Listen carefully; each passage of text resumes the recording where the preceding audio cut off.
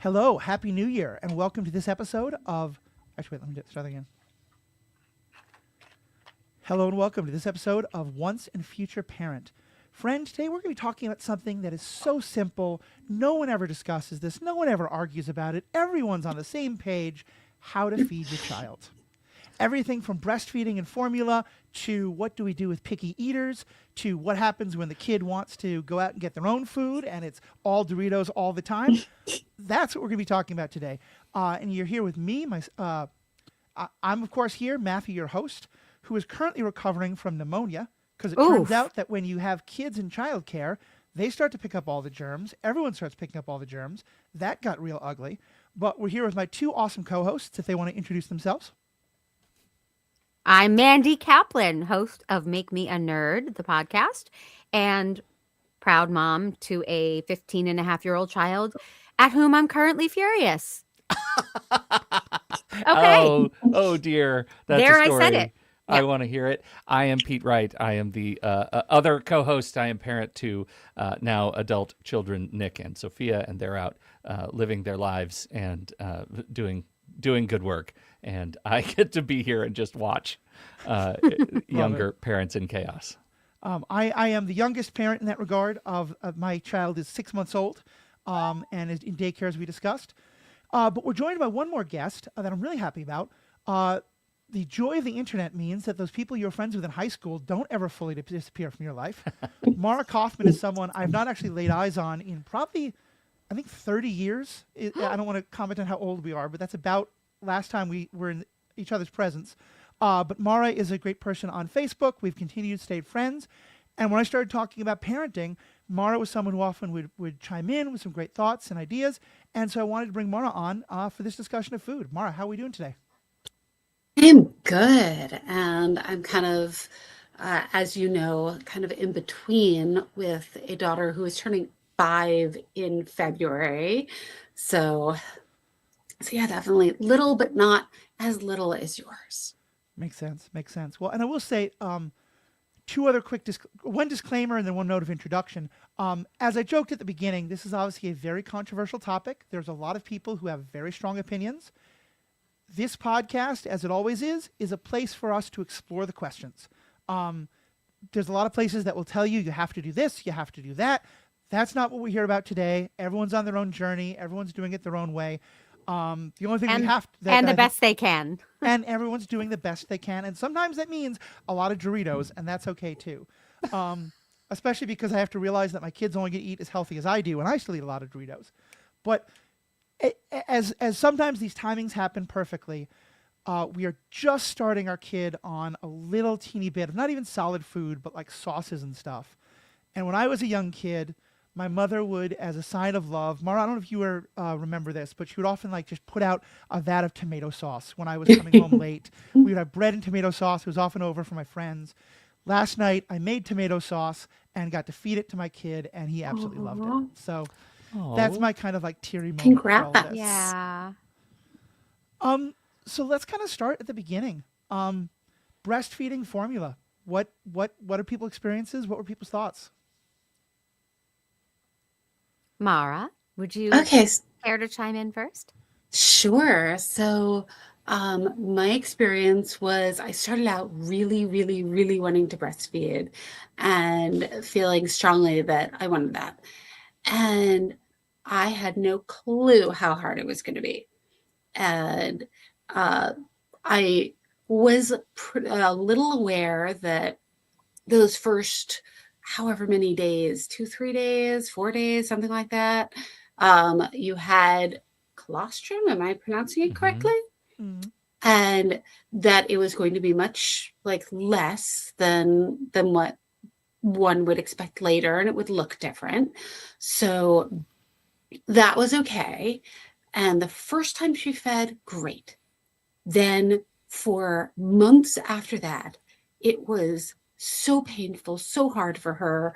Our first doctor told us, give up, use formula, and the pumping journey, as Mandy, I think you might have experienced something similar where you're just pumping so much. It was so hard. Full-time job. Yeah. Totally. And unfortunately I had long maternity leave. And then I realized that, or there was a doctor that said my daughter might have a tongue or a lip tie. And it turned out she had both. And this is something I didn't know existed Right. until we were a few months, maybe 5-6 months into breastfeeding. I'll And quick yeah, interrupt to say, sorry. I'm sure many in our audience, myself included, didn't know it existed until 5 seconds ago. So can you give just a 10-second? Oh, yes, explanation of what that is? totally. Okay, so there is, and I have a tongue tie, so I can kind of show you.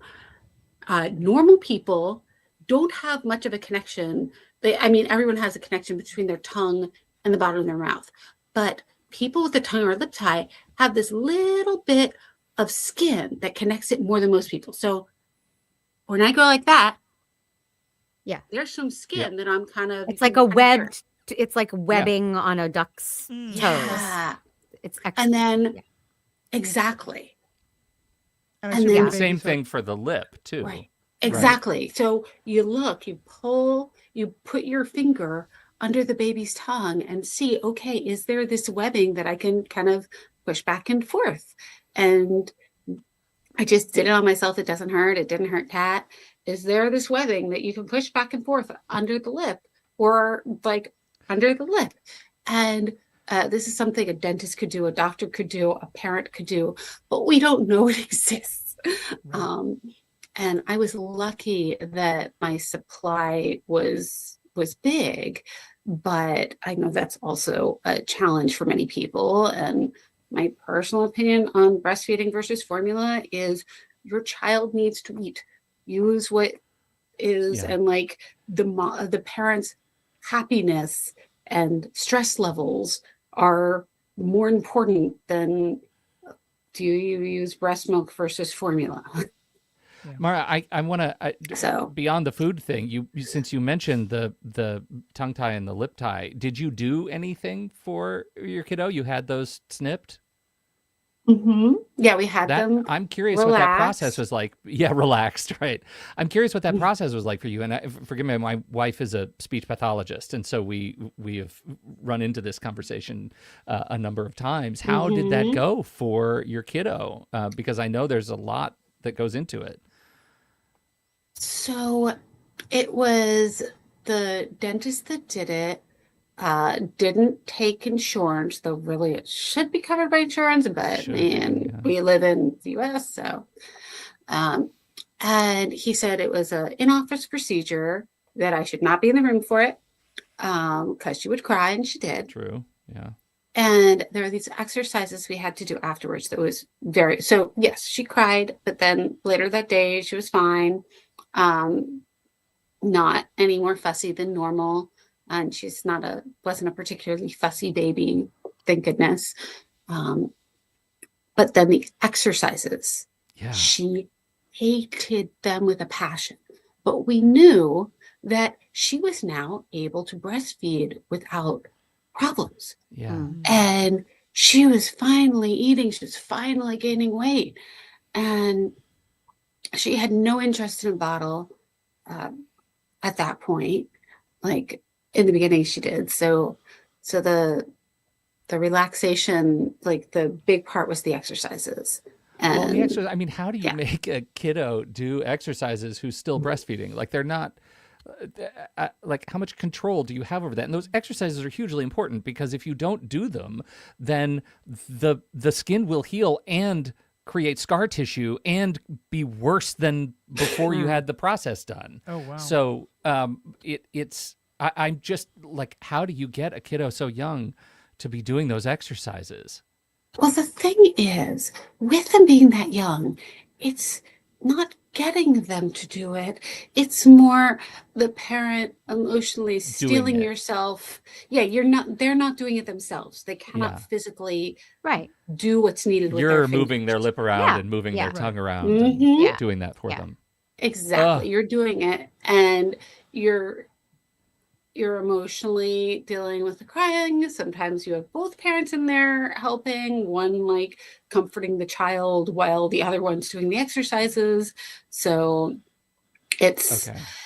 it's a challenge, but the parents are the ones doing the exercises Yeah. to the child so that, Right. yeah. I imagine just the act of breastfeeding post procedure is an exercise in and of itself for the kiddo, because now their mouth is moving in all kinds of new ways that they couldn't before.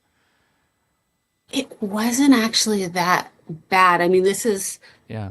she was 6 months. Now she's almost 5. So maybe my memory has gotten a little hazy, but I remember it was within like a week or two where she had totally relearned how to use her mouth. Yeah. And it was such a relief.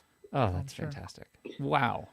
Well, and I think it's really telling that, as you said, people don't know about this. We, in the getting ready for the birth, we did a lot of research, read a lot of different things, and we read so much about feeding. And there were so many different things about here's, this reason or that reason why a baby might have trouble latching or have trouble, and that was never mentioned.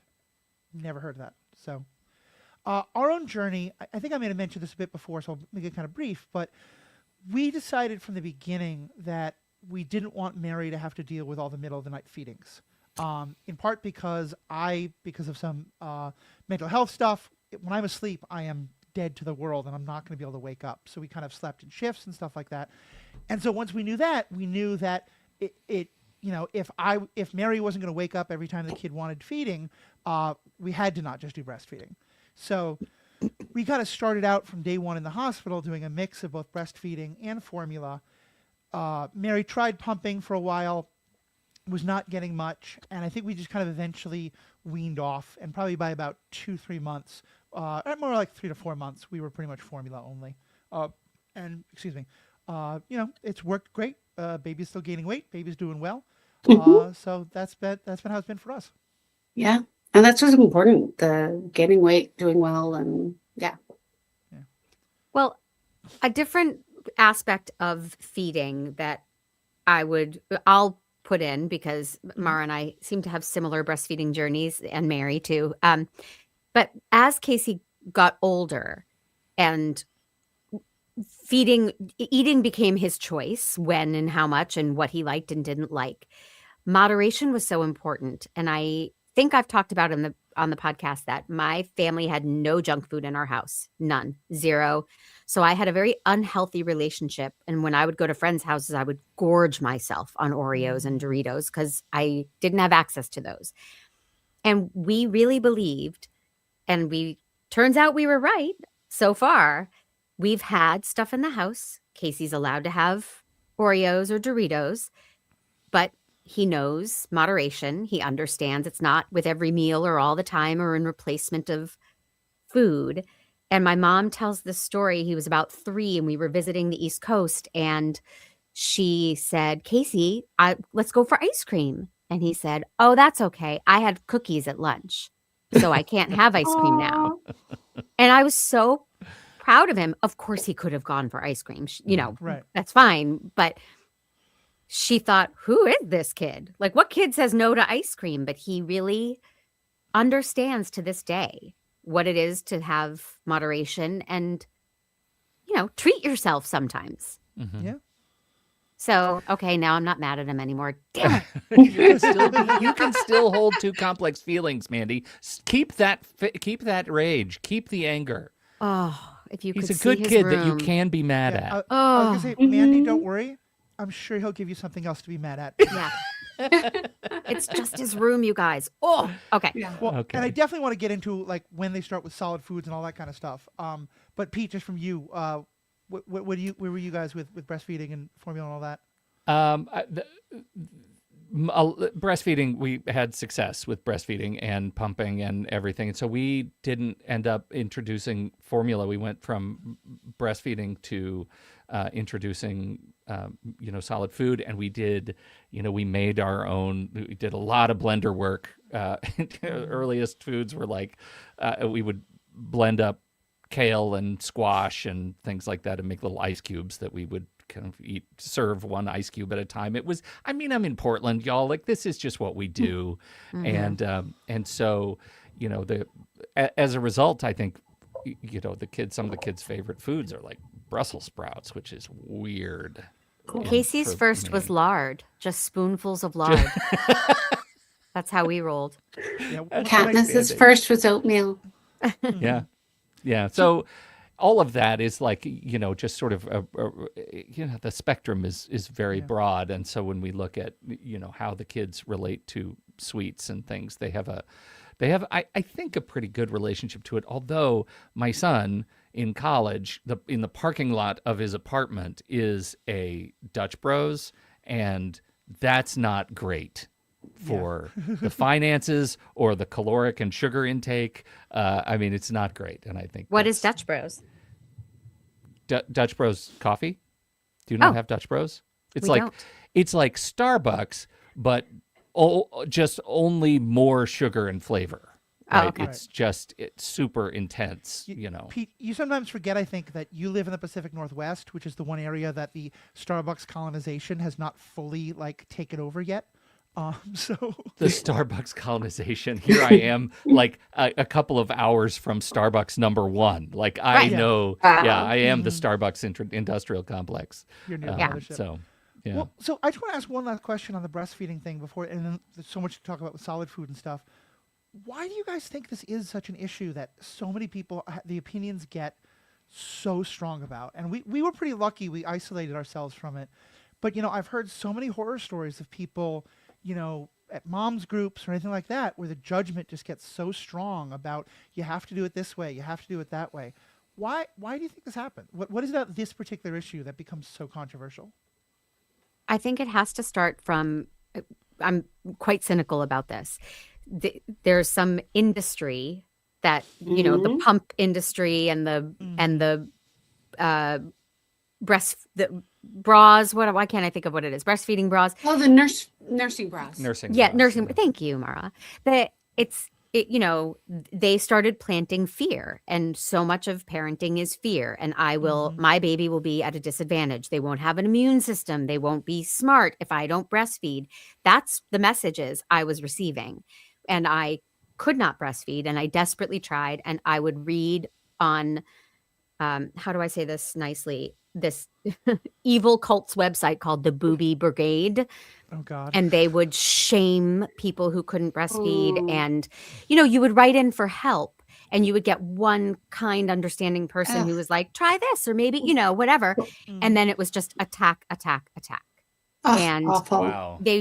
I would just stay up all night sobbing at my computer because I was failing.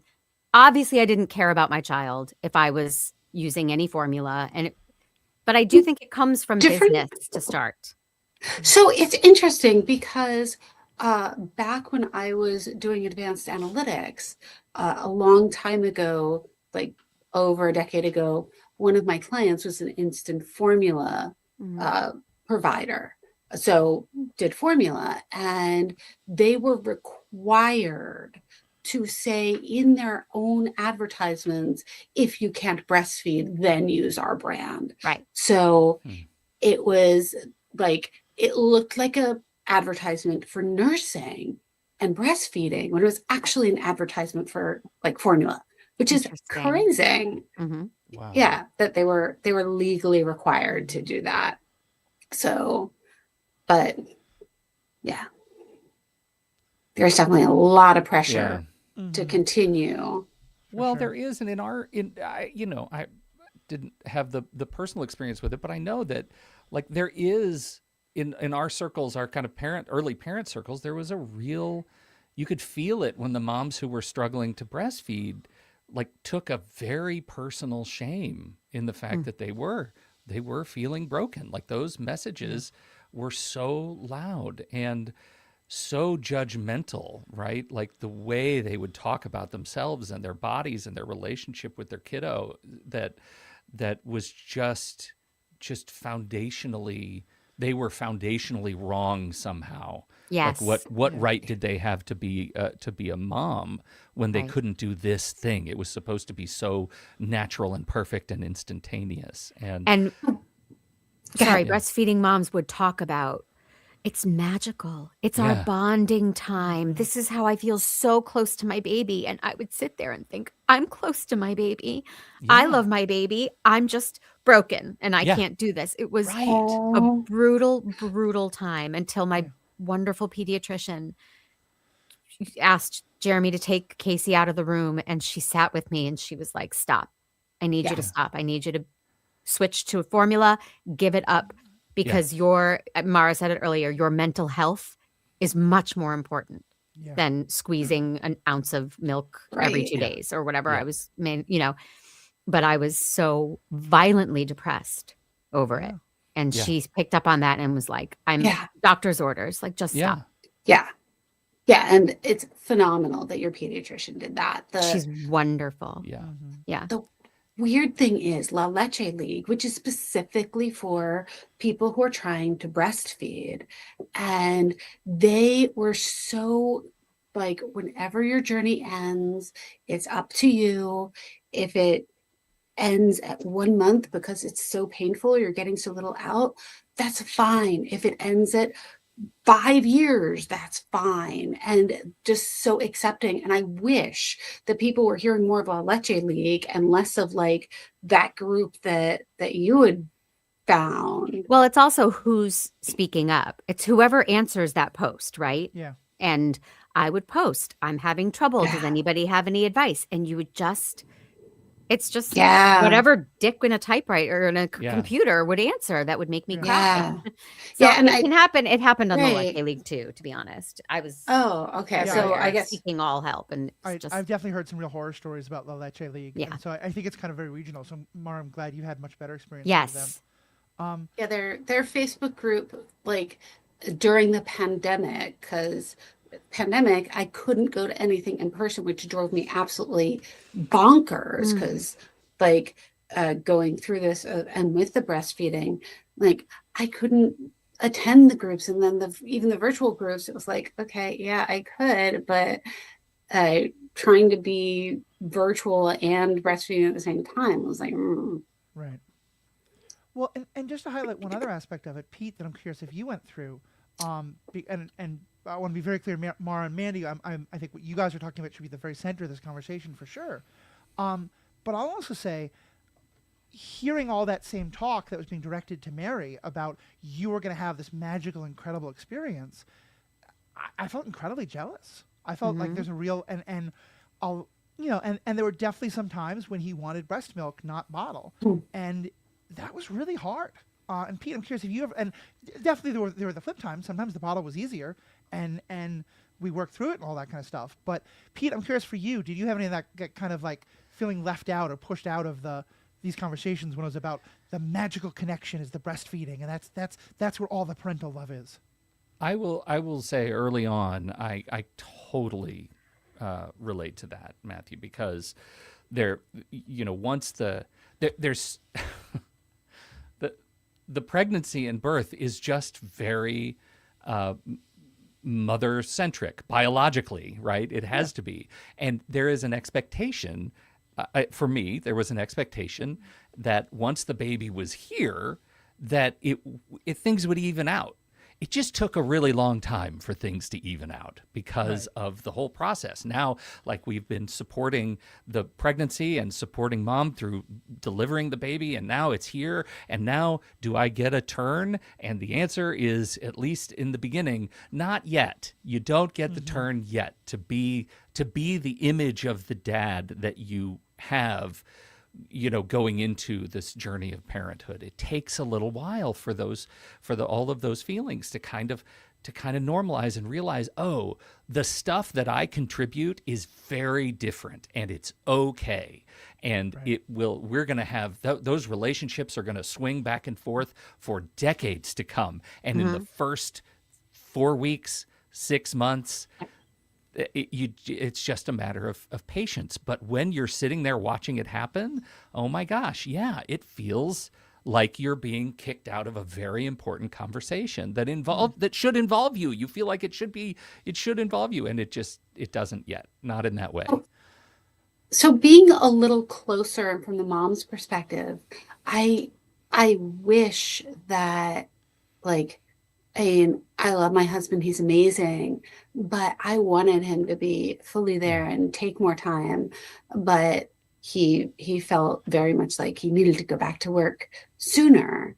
And there is important stuff for the dad to contribute in those first few weeks and those first few months that, yeah, you can't produce breast milk, but there's so much else, like Yeah. holding the baby, changing the baby, spending time just like looking in the baby's eyes and like, Just rocking the baby, just like stand yeah, up and rock the baby and hold it close to you. I mean, those are some of my most precious exactly. memories of just experiencing touch. And I think I was I at the risk of being very starved for that, was aggressive as an early dad. Like, just give me the kid. Just give me the kid. It's not actively eating. And like I said, I mean, we were the pumping industrial complex at our place. We were very lucky that the production was very high. And so I was doing a lot of bottle feeding of breast milk from very early on in the process. And I feel very, very grateful for that experience. I know it is unique. Yeah, and I think it's important to talk about that and finding, because I think that conversation can easily become a like, oh, poor us men, and I think that's not what it should be in the slightest. But Right. especially when remembering that like there are parents where there isn't a person who can breastfeed in the in the case single father Yeah. raising a kid, or when two men or two male-bodied people or whatever it is adopt kids from birth. So anyway, all right. So now we can start talking Actually, about, wait, one more thing before we go off of breastfeeding, because I Uh-huh. think this is really important for moms who want to breastfeed to know that, like, when I was pregnant, I thought, oh, it's going to be easy. And I think for so many women, it's not. Like having a lactation consultant, my mom breastfed, but having somebody who can like help you in your journey, if you're just going through it by yourself, it's even like going through it with a mom or a one other woman who did it. Like there's so many potential things that can stop your journey and make you feel like Mandy feels not enough. It's much harder. Like I don't, just to be aware, if it's hard for you, you are not alone. There's so many women where it's hard, And it's and individual crazy that choice. it's crazy that it's that hard, because you think this has been how it's been since the dawn of time, that a Yeah. woman just breastfed her baby. Right. Why? I mean, literally billions of people have done this. Right. Why am I not able to do this? And it's astounding. Yeah, and I think it's hard because the infant has to learn. It's not something like, yeah, the first time, but then it's not, it's still a learning curve for the mom and the child, or the breastfeeding parent and the child. So sorry, I'll get off my soapbox on that. No, this episode is all about these soapboxes, so that's why I wanted to have the conversation. Because it is. I mean, like, and I'll give one more part of the rant of it, that I think part of why you're right, Mandy, it's so hard is because the people who have been in power for most of the time aren't the ones breastfeeding and aren't around Yeah. it and don't care. Yeah. Right. And like, to me, one thing I think is such a fascinating and horrible dichotomy that we have is that on the one hand we if you go on Twitter, there are two main conversations that happen around breastfeeding or any kind of social media. One is all of the stuff we're talking about it's the most magical thing in the world, it's the most important thing in the world, all breastfeeding is great, but by the way, don't do it at the office. Don't do it in public. Don't, and Oh, yeah. Yeah, that's always, indecent. Yeah. right. Yeah. And to me, that's Oh, my that's goodness, such yeah. a weird double thing. Is like society. Don't on do one it on hand the is saying, subway. you have to do it. It's so important. But also, go be back in your home and barefoot while you're doing it, because Yes. don't bring it. Right. Don't take your baby Preach. in public to, yeah, like once I was back at work and taking my daughter back and forth, if she was hungry on the subway, it was like, do I have to wait till we get home to feed her? My daughter is starving. She needs food. And I'm going to nurse her. I'm going to try to like hide myself while I do it. But if people stare at me, my daughter's need for food is more important than some guy ogling me. Like, I'm going to deal with Right. the ogling because she needs food, Yeah. but I shouldn't have to. I shouldn't Mm-mm. have to wear a nursing cover and have her head under a blanket. But Yeah. sorry, No, the no, box. it needed. So, okay, so with that, now that we've solved all those issues, we start moving towards solid food. And obviously, we're just at the start of that journey. And, I know there's a lot of mush and a lot of blenders in my future. We are very much at the point of we're putting like, smushed up carrots and stuff like that in front of him. And, if 10% of it winds up in his mouth and 90% of it winds up on the floor, well, that's, better than when it was Normal. 95%, 5%. Um, what for you guys was that journey like in terms of like when you first started moving towards solid foods and off the bottle? Well, I have a question for you, Matthew, first. Sure. Did you get advice about whether to start with something sweet like apples or squash and then move to things like green beans, or was it the reverse? Because I've heard both philosophies. No, and we're kind of still in the we feel like we're kind of in the prologue to really actually starting solid Mhm. food, because right now, one of the things we were told was that is that when he can fully sit up by himself Yes. and like keep Yeah. his neck straight, and Yeah. he can do that for like a couple seconds at a time. So we're still kind of at that where we have a doctor's appointment coming up next week, at which we're going to go our 6-month appointment. Which we're going to go. Okay, I think we're ready to start solid foods. I think we're ready to start sleep training. That's a whole other issue that we're dealing Yep. with for another episode. But right now it's more about just giving him tastes of things and where Yeah. it's really kind of a liquid. So it's Yeah. like, put our finger in a little bit of some sauce and let Tomato him like sauce, taste right. it. Mhm. Right. He much to as I said, tomato sauce he loves, buffalo sauce, even some spicy things he seems pretty good with. Buffalo sauce. It was Like what was wing there, sauce? Yeah. What Yeah. are we doing right now? you know. Well, you know what we're doing? We're putting down $5 to see what this kid will eat. And Right. we're, Look, we're making a look, little look. money on the side. I'm in the Midwest, and so I'm going to have to fight the fight to make sure that my kid doesn't think that ranch dressing is the height of spiciness. So That's you know, true. I'm fighting the good fight out here. Okay. But yeah, no, we hadn't heard that about sweet stuff. I think we'll definitely, probably try, things like that too. But mostly, I think we're gonna talk to the doctor next week and do some research, and then probably start it a little more, specifically where we're trying Right. to actually make sure he's getting some nutrition from solid food beyond just bottles. Well, When you asked, sorry, go ahead. Go ahead. No, Mara, you. When you asked about sweet stuff, Mandy, that Mhm. reminded me that something I heard when I was pregnant, and people watching this probably, I mean, maybe they're pregnant, maybe they're not, but probably not. But if the people watching this are pregnant, something I heard was that the taste in food can start when the child's pregnant. Like your cravings might have to do with their taste in food later. Like I was craving a ton of seltzer, and my daughter adores seltzer. Mm-hmm. And I mean, most women crave chocolate at some point, but she loves chocolate. And so, but also with breastfeeding, that if you're breastfeeding, then what you're eating that might also influence their taste in food. So the sweet question just kind of reminded me that. Well, our brilliant pediatrician said start with a little sweet. So, and full disclosure, we did not make our own food. I was working, we were both working full time. My husband was working nights and sleeping during the day. It was untenable to make our own food. So we bought little jars, and we started with like squash, which is sweet, and maybe apple, which is sweet. And she said that'll getting them used to eating, and then introduce the green beans. And I will never forget the first, he took a little spoon of the green beans and he looked like I lit him on fire. Like the rage on his face was like, how could you do this to me? I will never forgive you. Because he had, so I actually think the other philosophy might be more helpful. Start with green beans, get them used to it, then lead up to the squash and the apples, which are easier to, more palatable, I guess.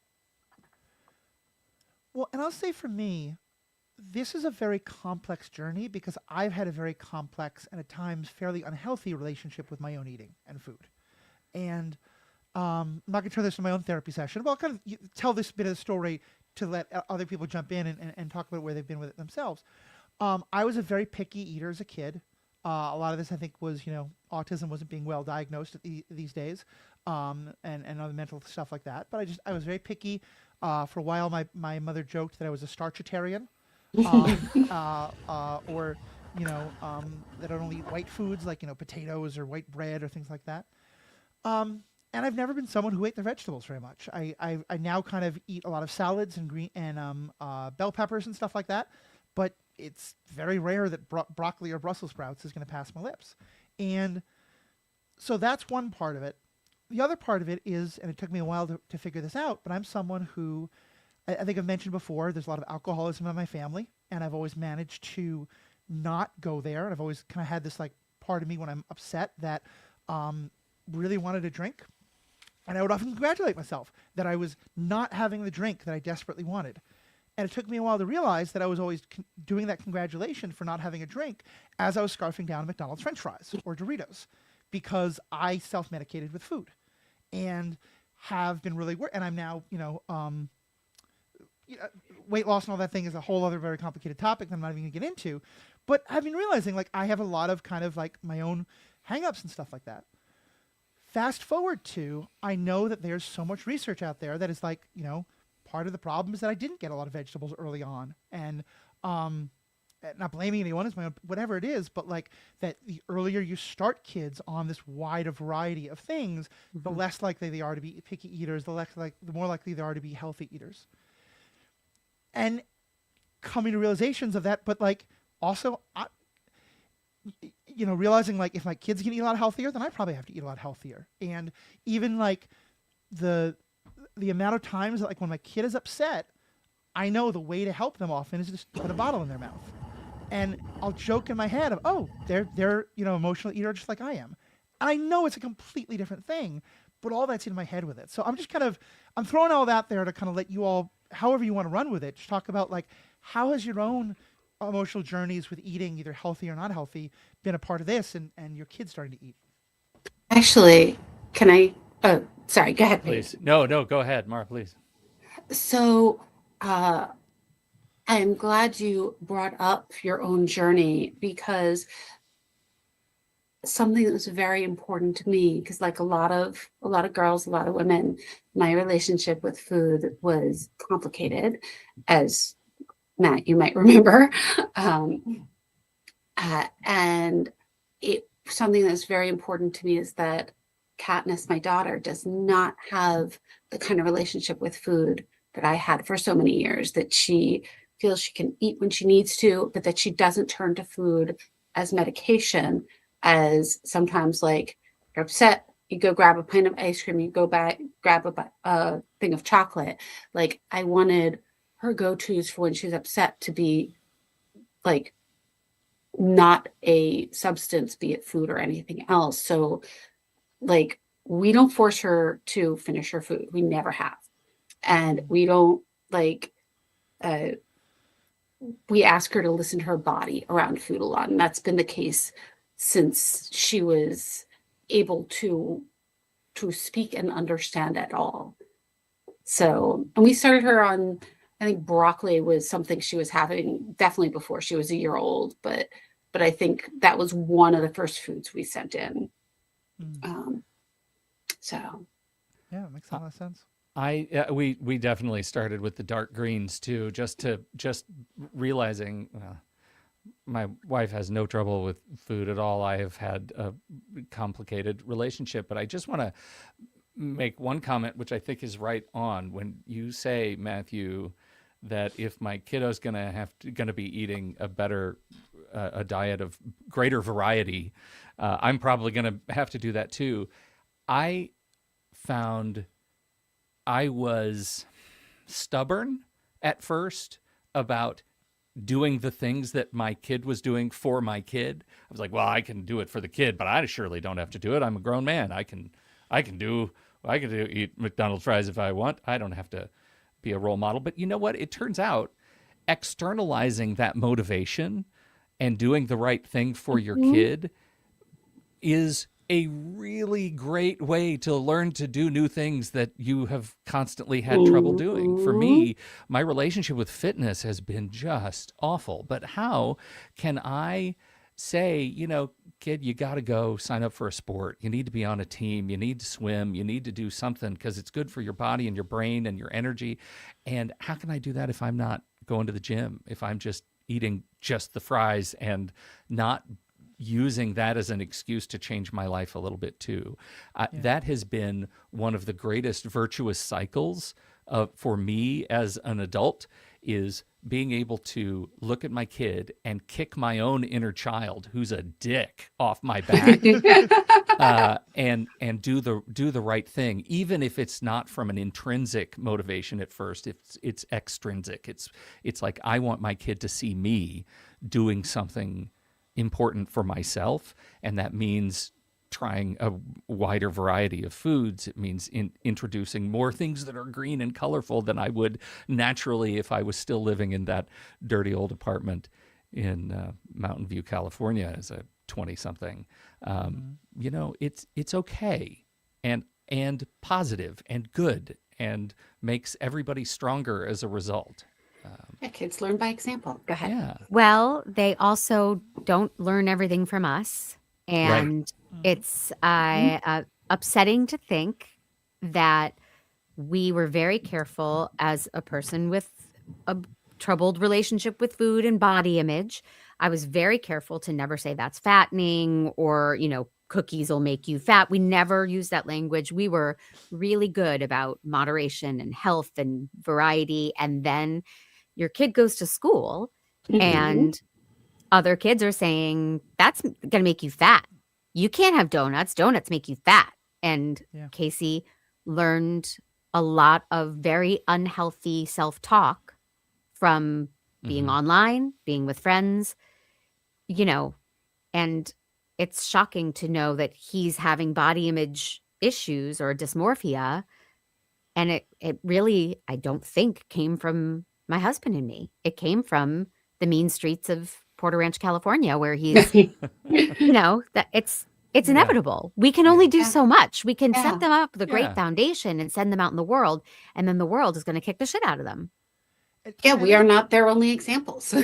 Right. And this is one thing that, like, the internet has made demonstrably far, far worse. You know, this is an extreme example, but, you know, I was reading recently about, you know, online communities that where what, you know, everyone else would consider, you know, eating disorders of some kind are looked at as like real praise things. And like people are bragging about just how small their waists can become and things like this. And that is a very, very complicated issue that I don't want to touch, you know, paint in black and white terms by any means. But it to me is one more sign of like, people will, it's one thing to be, you know, getting these messages from the kids you're like having real life experiences with, but also when there's so much YouTube content out there aimed at, you know, this is what your body needs to look at, whether it's either you have to be this small or you have to be this curvy or you have to have all these muscles or whatever, you know, in any body direction it can go. And I really love that idea of how do we because even when I was talking about it, like, I don't think McDonald's French fries is like bad and wrong and evil. And I don't think that, like, you know, I'm never going to be the person who eats only vegetables. I'm going to love my Doritos. And I never, you know, for myself, in a weird way, being an amputee makes this a little easier because I had my amputation, my prosthetic does not fit if my BMI is over a certain level. And so there's a distinct medical reason why it makes sense for me to try to lose weight. Yeah. But in the culture we have, where there's so much fat shaming and all that, you know, any of these conversations, so Manny, I love what you're talking about how do you frame conversations of, hey, maybe you don't want to have too much of this or that, but without it being because it's fattening, because it's bad, because, you know, all the like ideas of like cheat days and like this food being my sin or whatever. How do we avoid all that?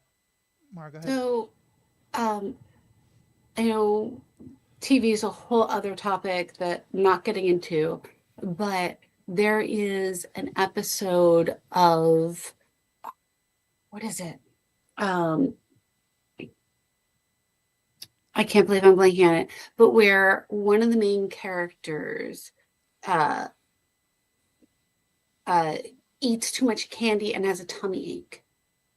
And it's clearly stated multiple times that the tummy ache is because there was too much candy. Not that eating the candy was wrong, but having so much that it hurt your tummy was why the tummy was in pain. And I wish I was remembering which TV show it was. It's Miss Piggy, but it was the kids version, and Kermit Muppet and Babies. Animal. Muppet Babies. Muppet Babies, yes. Animal was the one who ate too much Of candy. course he did. That's so animal. So Yeah. animal. Oh, Mhm. Classic. phenomena. Yeah. Yeah. So we talk about that in our house, like Mhm. that having a piece or two of candy is okay, but you don't want to have so much that your tummy hurts. And how much you have will depend on what type you have. Hmm. Well, and I really love also what you said about like learning to listen to your body's cues of when you're hungry and when you're not. Because, and Pete, I'm actually curious if this is something you guys have ever explored on your awesome ADHD podcast, which, by the way, I highly recommend people check out. Because one thing I realized was that for me, food was, among other things, a way of stimming. If I was sitting in an office and I was bored out of my mind, if Oh. I just could have, and I would often pick what to eat based on how many bites it would give me. Because if it was a sandwich, then I maybe only have 4 stim moments of bites. But if it was a pasta dish or something, then I could have 20. Yeah. Is that something you guys have ever explored in terms of like food as a kind of stimming and how that can Well, be? I have to admit, I have never heard the bite accounting in such a way. That is delightful, and I'm going to be stealing that.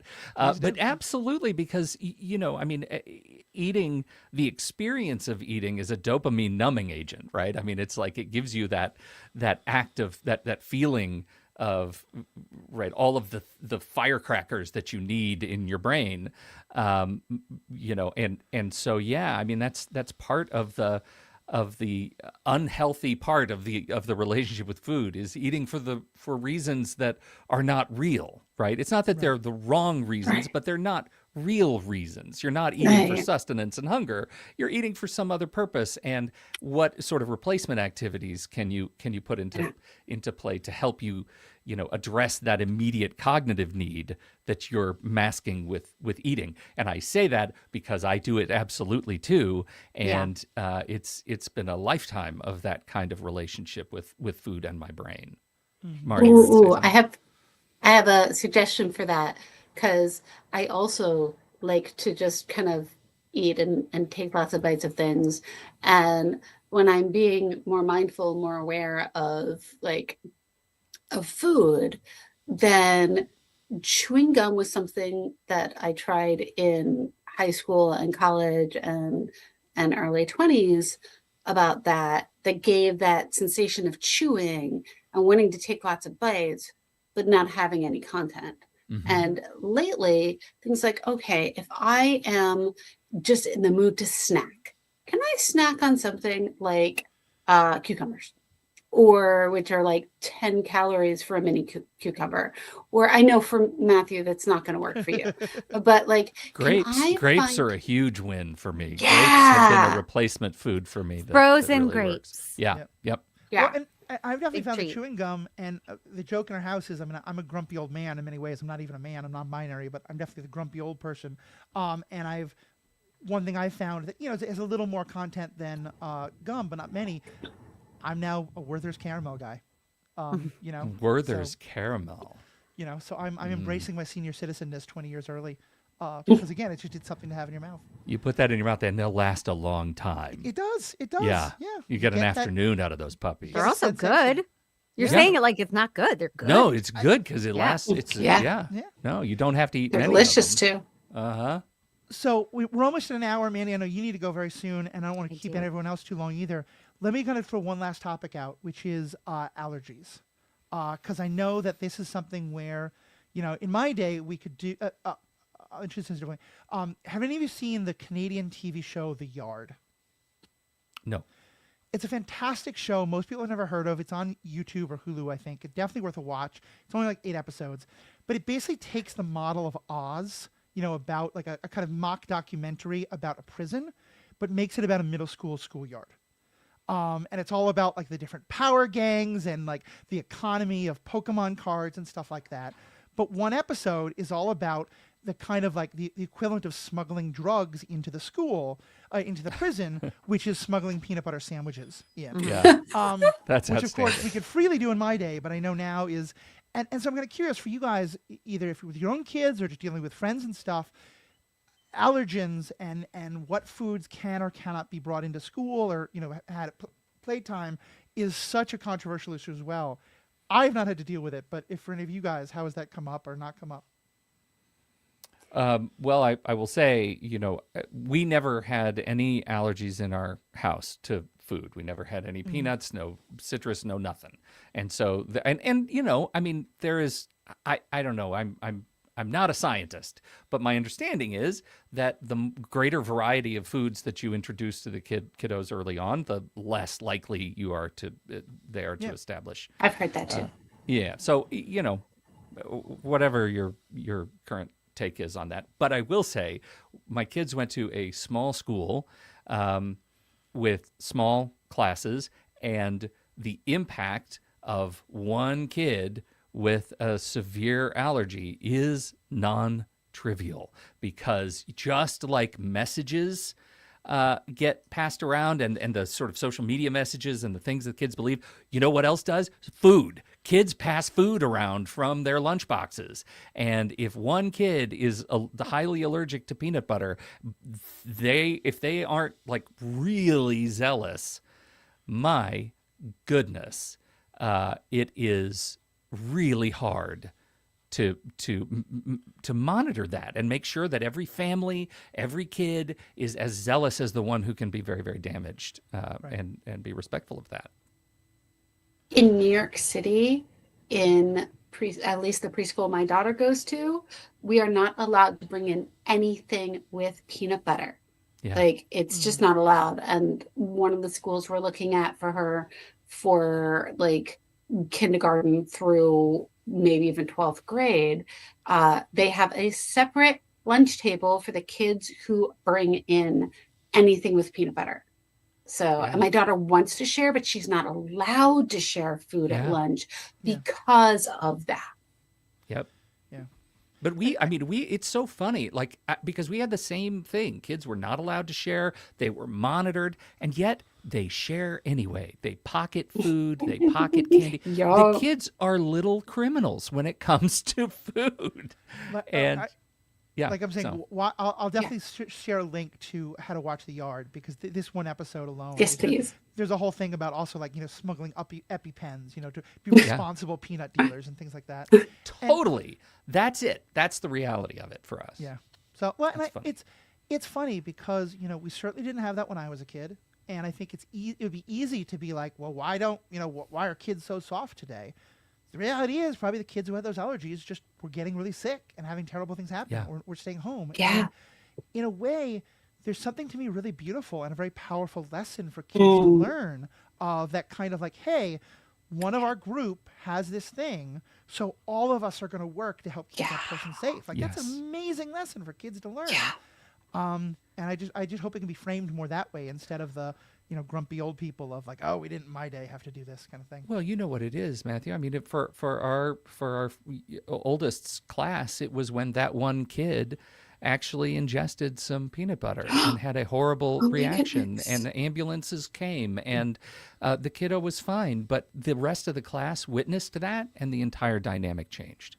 Oh yeah. I'm so glad it changed. I'm so sorry that it took that Yeah. to change it. And I think schools are a little, or at least the schools that we're looking at are a little more aware now. Yeah. And like they have a list of like what kids are allergic to. And I'm lucky Katniss doesn't have allergies, but my husband has food allergies to like banana and all the tree nuts, not peanuts, but everything else. And there's so many kids with gluten allergies these days. And I think also part of it is that food now has so much stuff in it that it didn't before, and True. that like with different proteins, there's all this stuff in it, and that's like a whole other topic we don't have time for, but that's a factor with food these days. That Yeah. and no judgment, like I go No. for the cheapest a lot too, because Mhm. I mean cost is a factor. I mean, Yeah. grocery prices have increased so much. Oh yeah, we're not even gonna get into the like feed your kids all organic, you know, because there's just Yeah, there's so much it's- privilege in those conversations. And Totally, yeah. well, Yeah, I this don't has wanna been go there. fantastic. Mara, I want to give you a chance. Are there any other last things you want to say on this topic before we wrap up? I just want to thank you guys for giving me the opportunity to be on this and share my views. And Yeah, our pleasure. Well, and I know you are often at this point we give people a chance to kind of promote other stuff they're doing, and I believe you are just getting a business going on that you might want to speak about. yes, thank you. So I, in 2025, shifted careers to being a coach and an astrologer, and I do some parenting coaching, and I'm not perfect by a long shot, but I do work with parents, and I work with couples, and I work with singles who want to find that person. And the astrology isn't really this topic, but something I adore, and there's free mini readings that are available, and I can give you guys the link to the discovery call that has that if you Yeah, want to what- include it in the links. If you want to tell us the website, but also we'll definitely put it in the show notes. Okay, so it's actually a Calendly link, so it's easier to just Mhm. click. Okay. Sure. So, and my socials, both Facebook and LinkedIn, I'm Mara D. Kaufman, so easy to find. And then I have extremely long red hair. So on Instagram, I'm still Mara with the long red hair. That has not Yeah. changed since I've known you. So I True. love That's that. I funny. love that. And Pete, we mentioned the ADHD podcast. Tell us a little more about that and where people can find it. Yeah, the ADHD podcast with my hosting partner over there, ADHD coach Nikki Kinzer. You can find it over we just search for Taking Control, the ADHD podcast. You can find it in all the podcast apps, and it's a show that's been going on for 15 years. We've got a real catalog of ADHD experts, practitioners, therapists, researchers, all helping adults and older students learn to live more completely in their own skin with their ADHD. So we're It very is a proud of wonderful that show. podcast. It has helped me so much. I will say their wanna standards for check it guests out. have been slipping a little bit because they did let me on. They did let but you on. Mostly they do Yeah. have lots of great experts and stuff like that. I, of course, am the Ethical Panda. You can find more of my stuff at theethicalpanda.com. There you'll find my other two podcasts, Superhero Ethics and Star Wars Generations. A lot of great stuff there, including a lot of stuff for we've done some great episodes with kids as guests, and also about like how to introduce your kids to these kind of topics. So definitely check all that out. Of course, all of these are part of the True Story FM family of podcasts, truestory.fm. That's where you can find all the things Pete does, all the stuff that I do.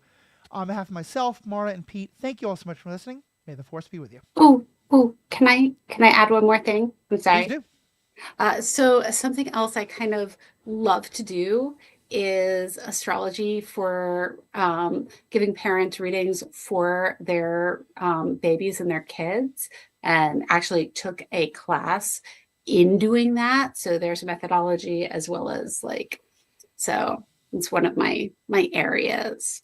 Definitely. Yeah, that sounds like a great thing. So for new parents, older parents, anyone who wants to check it out, definitely all that information will be in the show notes. So on behalf of myself, Mara, and Pete, thank you all so much for listening. We have spoken.